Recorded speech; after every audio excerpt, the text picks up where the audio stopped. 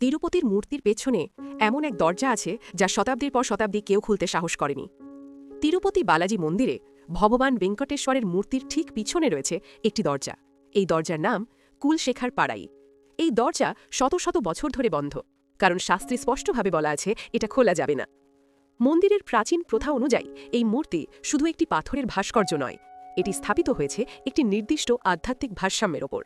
গবেষকদের মতে এই মূর্তিটি তৈরি হয়েছে এক বিরল কালো পাথর দিয়ে, যা তাপ শোষণ করে, শক্তি ধারণ করে এবং নিজের ভারসাম্য নিজেই ধরে রাখে। তাই বিশ্বাস করা হয় এই দরজা যদি খোলা হয় তাহলে মূর্তির এই স্বাভাবিক ও আধ্যাত্মিক ভারসাম্য নষ্ট হয়ে যেতে পারে।